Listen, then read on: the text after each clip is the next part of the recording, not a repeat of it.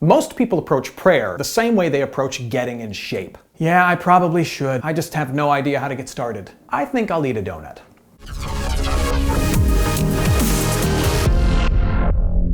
Half of Americans believe that prayer has power. Dr. Harold Koenig of Duke University, really smart school, also very good at basketball, says there's a good deal of research to back up their belief. Over the years, more than 4,000 studies have been conducted examining the connection between spirituality and health. And Koenig says the majority of those studies show that people who pray have greater personal well-being. For example, they're 40% less likely to have high blood pressure. People who pray are, in his words, measurably happier. So that begs the question, how does one pray? Hey there, God. How are you? What's up? I mean, you're up there.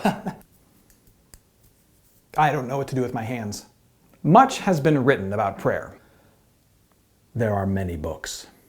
And depending on your spiritual bent, connecting with the divine can take on very different forms. However, a simple guide to prayer from a Christian perspective might look something like this. First, find focused time for prayer. If we look at the life of Jesus as laid out in the Gospels, we see that he set aside regular portions of the day, usually early in the morning and late at night, just to pray. The best way to pray is not to try and find more time for it, but to redeem the time you already have. Take something you're already doing and dedicate it to prayer. Take that morning train ride. You're just sitting there and use it to pray. Take that time on the treadmill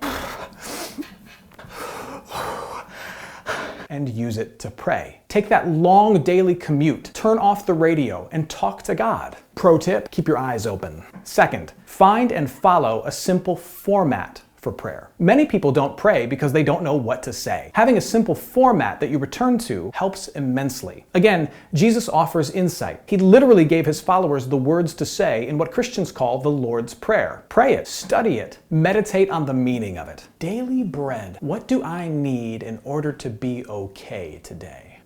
But it also serves as a great format for all prayer. Try this. The Lord's Prayer begins with praise. Start your prayer with words of worship. Describe how great God is. List his awesome attributes. Express trust in his wisdom and his will. It then shifts to words of petition, or asking for things. What are the pressing needs in your life? What has you worried? In what area of your life do you lack peace? Ask God to fix it, to provide for it, to deal with it. Invite him to solve the problems and answer your prayers according to his wisdom and his will. Next, the Lord's Prayer encourages us to confess. Reflect on the areas of your life where you feel guilt and shame. What have you done that you shouldn't have? What have you failed to do that you should have followed through on? Say it. And if you're a Christian, ask God the Father to forgive it. Not because you deserve it, but because Jesus Christ has earned it. Lastly, it's common to end prayers with thanksgiving. Not the meal with turkey and stuffing. Common mistake. I learned that the hard way.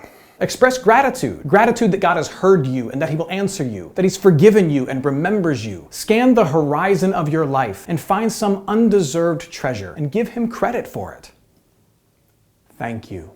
Of course, there are many resources available to assist those who want to get serious about prayer. The Howcast recommends 2 books, The Divine Hours by Phyllis Tickle and A Simple Way to Pray by Martin Luther. In the end, experts say that prayer is like exercise. It's good for you, it's hard to get going, and it becomes a critical part of your life, not by mastering it quickly, no one does, but by keeping at it over the long haul.